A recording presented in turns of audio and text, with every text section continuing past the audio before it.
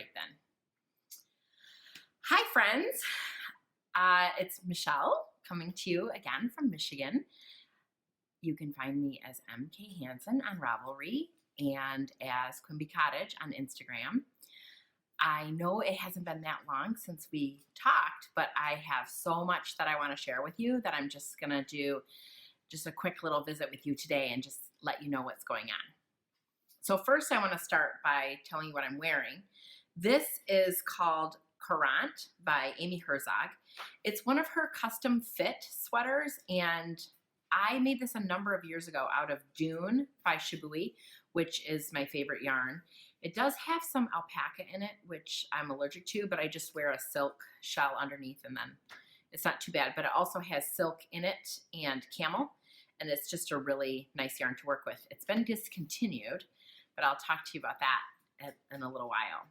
So this COURANT by Amy Herzog is one of her custom fit sweaters.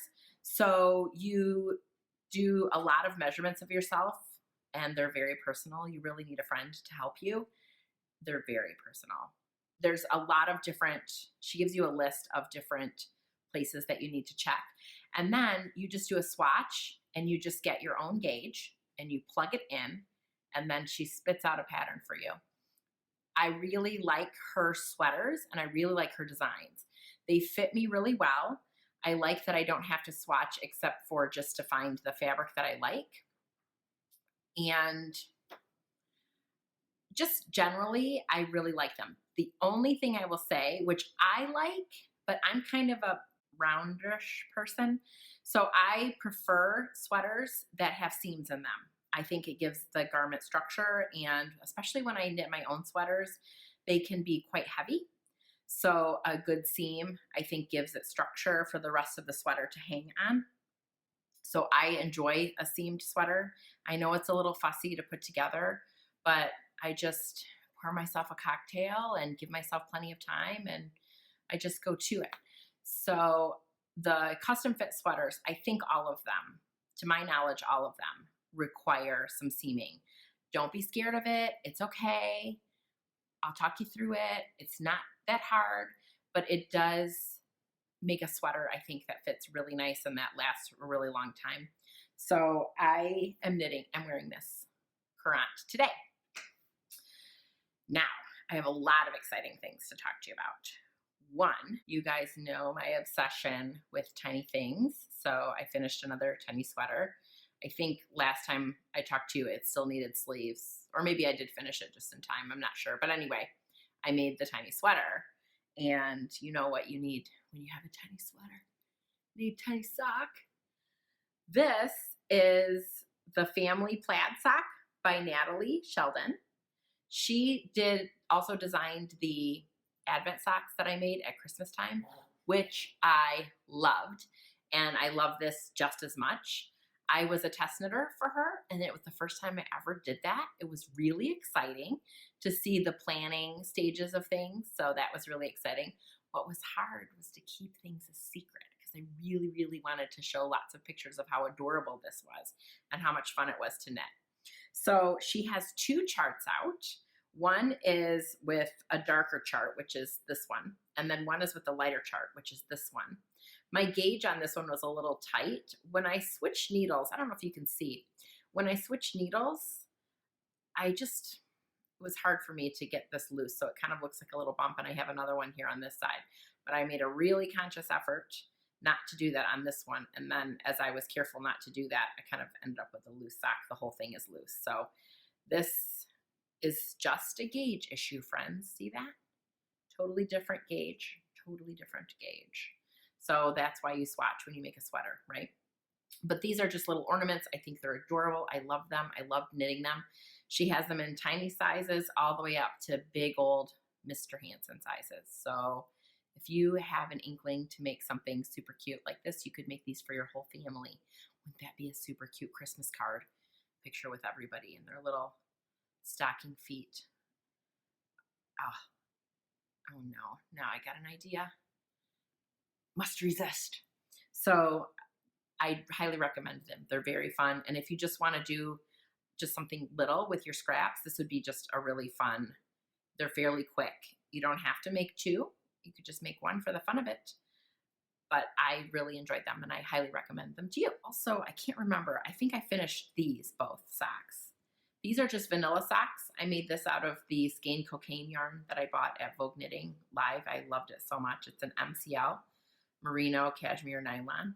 I just love the colors, and I just put, I did a tubular cast on here, and then I did 1x1 rib, and I did, this is the Smooth Operator sock heel by Susan B. Anderson's, and I really liked knitting it a lot. I have to tell you, I haven't worn these yet. I'm going to, I'll block them and then I'll wear them and I'll let you know how I like this. But I actually liked knitting it better than I like knitting the Smooth Operator sock better than the Fish Lips Kiss heel. Because the Fish Lips Kiss heel, in order to do it properly, you kind of have that one line going across the front of your sock. And I always try to avoid doing that. So I really like this heel better. I don't know how the fit is though, so I'll let you know. But anyway, I finished these up. These are just vanilla, sort of. I just did my normal 64 stitches. I knit until it's the length of my hand, as you can see there. Then I did my heel, and then I knit this until my toe is 1 3/4 inches. I happen to know that, so I just did my normal toe. So I knit this till I get to that spot. So that's these. I really want to try them on and wear them because I think I want to see how that heel fits. But I also just gave myself a new pair of socks at Christmas time, so I'm not sure if I should keep them for myself or not. Anyway, I did a 3x1 rib just to do something a little bit different, and they're all done. Really like those. You'll remember last time I showed you these socks. They're super cute. I mended them for my daughter. She came home from college for the weekend and got another hole. I mended them one more time, but I have to tell you, I think that's the last time I'm gonna mend these. I figured out the last time we talked, I think they're 6 maybe or 7 years old, 6 for sure. So it might be time to retire them. I'm gonna let her get one more wear out of them, but I'm not going to mend these anymore. They're a superwash yarn, and I sort of hate to just retire them. I don't know what to do with them. This is the first pair that we've kind of worn through. So I don't know what to do with them. If any of you have any ideas. If they were a feltable wool, I would just felt them and then cut them into ornaments or something. But I don't know exactly what to do with them now. But I hate to just be done with them. And I don't want to mend them anymore. There's just, every time she wears them, a hole appears. At first I thought it was moths, but now I think it's really just wear. So if you have any ideas, let me know. I'm dying to know of a respectful way to retire a pair of hand knit socks. Another thing I finished, finally, is this Stockbridge DK sweater. I'm so thrilled with the way it turned out. I really liked knitting it. I'm excited to put it in the post for my friend. So I'm very excited. It blocked out beautifully. I wanted to show you a few little details that I did. For one, these 2 buttons here are really close, and I didn't want them to be the same. So I did a different button here. I thought they were just too close. And then I sewed the buttons on with embroidery thread purple because my friend's favorite color is purple, and her birthday is in February. So I don't know if you're aware, but amethyst is the February stone. So I thought it would be fun. So I just used this. Ooh, that was our dog. I wonder what that was about. I just used this purple thread here, and I used it to sew on the button. So I'm really excited about that. And then I just did a couple of little touches inside. I did this little Made in Michigan wooden tag, and then I did my hand knit tag too. This is a machine wash yarn, but as you know, it's always better to hand wash your knits if you can, and definitely don't put them in the dryer. So I will write my friend and tell her not to put it in the dryer, but she is an easy care person. So I did use a yarn that she could put in the machine, and it will be fine. The yarn in some places kind of flecked with some white that maybe didn't dye. I could pick this out, but it's sort of in there. I wasn't really sure what to do with that, so that I just left that. I was afraid to pick it and then snip because it's definitely part of the yarn. So I'm not sure what that's about. I don't really mind it. It sort of gives it a bit of a tweedy look, so it doesn't bother me. So I hope that my friend is happy with this. I'm very glad to have done it. It's not very often that I have been able to knit a sweater for a friend. So this is only the second time I've done that, and it was really actually quite satisfying. I blocked it, and I did a little video for you of blocking that, and I'll put that in. Okay, friends, I'm gonna block a sweater, and I wanted to show you a few ways that I do that. First things is the few things I have to absolutely have. Tape measure, my schematic, pins, and I really like blocking wires. I have two kinds. These are the heavy gauge ones. I also have fine gauge ones for lace that bend. These are pretty sturdy, as you can see. Like I'm giving it a good bend, but it's not really going anywhere. So the first thing I did was wet my sweater. I soaked it in a little bit of Eucalyptus and I spun it out. And so it's damp, it's wet. And I ran my blocking wires along the ribbing.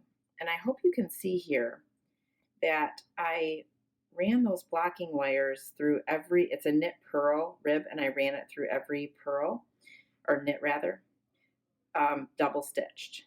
And then up at the top here, where the neckline shifts a little bit, I just ran it through that edge, just every edge stitch. Now, I was going to also put it here, another blocking wire here, but when I lift this, I see that there's quite a bit of stability here.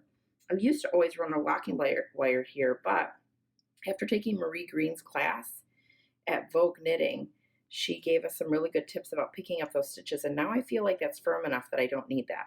So I'm just going to go ahead and lay it all out with the wires and everything, and I'll give you another view in a minute. Okay, friends, it's all blocked out, and what I did was I put a wire here, and again, I would have put one on this side also of the pickup if I hadn't had such a firm pickup already. So I put it here along this edge to make it nice and straight.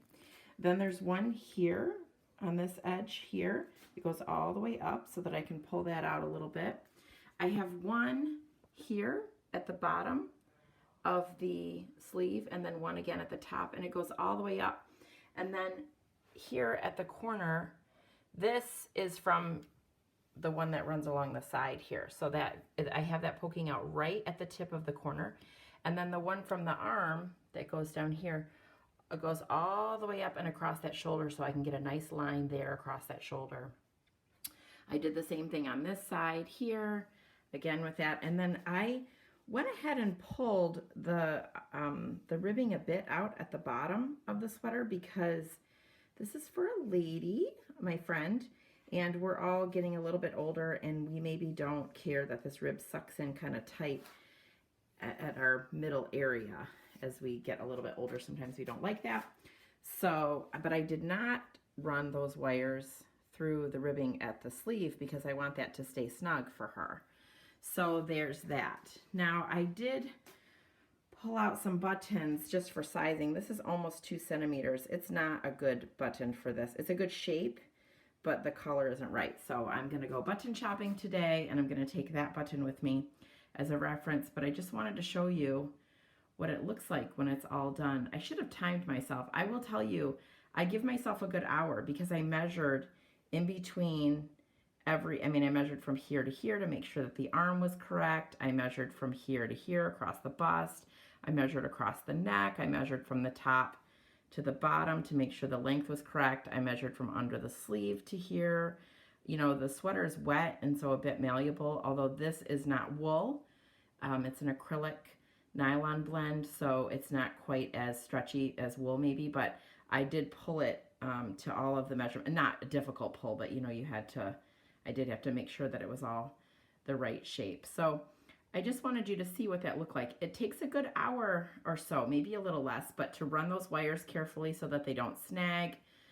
This is a little bit tedious. Sometimes I run a wire along this bottom edge here, but I didn't really feel like that needed it. It kind of lays, you know, straight as it is, so that I feel like I didn't necessarily need it there. Although I don't know now that I look at it, maybe I should have. We'll see when it's all done. And then up here, the way that the arm kind of lays is a little bit funny right here in the underarm. And if that doesn't block in a beautiful way, I'll just hit that with steam when it's all dry. So there you go. Take your time blocking and we'll see how it looks in the end. I don't know if I talked to you about this, but I was very nervous that I was going to run out of yarn for that sweater. And I did the math several times and it kept telling me that I was going to be fine, but I just kept worrying. So the last time I went to Spun, which is my local yarn store in Ann Arbor, I bought an extra ball. I didn't buy the original yarn at Spun, and so the style lot wasn't the same. But in the end, I'm proud to tell you, I had 5 grams left, all this yarn left. I don't even know why I thought I was playing chicken.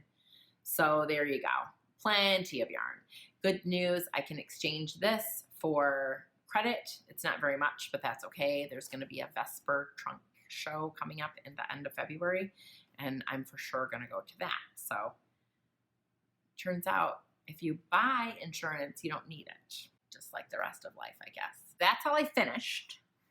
I also want to talk to you about what I've started. So I started these socks. Since I'm going to retire these socks, I decided to make a similar pair for my daughter. So these will go to Sarita. These are replacement socks. So again, I just did the same thing. This time I did a German twisted cast on. I cast on 64 stitches, and then every 8th stitch, I'm slipping a stitch every other row. So that's how I do this. Just gives it something just a little different. I normally just knit this kind of yarn in a circle, but since they were replacing the other pair, I thought I could make them as close to that as possible. This is a new yarn to me. I have never used this yarn before. It is called Saki Bamboo by Wisdom Yarns. And it's 50% merino superwash, 25% nylon, and 25% bamboo. So it has this nice shine to it, which I kind of like. And it feels interesting. I thought it might be a tiny bit cooler as well. Not that she needs cooler socks, but I just thought it might be a little bit cooler. It's fun to knit, and I think I would like to try a pair for myself to see how they wear. So if I'm out and about and I see this again, I'm going to pick it up. I got this last year at a yarn store in Grand Rapids called, I think it's called Michigan Fibre Studio, maybe, in East Town in Grand Rapids. And it's a really charming little yarn store. But I do really like this yarn. So if you get a chance to pick any up, I recommend it. For knitting, I can't tell you how it wears. Now I thought I would talk to you about the next thing I want to knit. I really want to make the Caitlin Hunter Tecumseh sweater.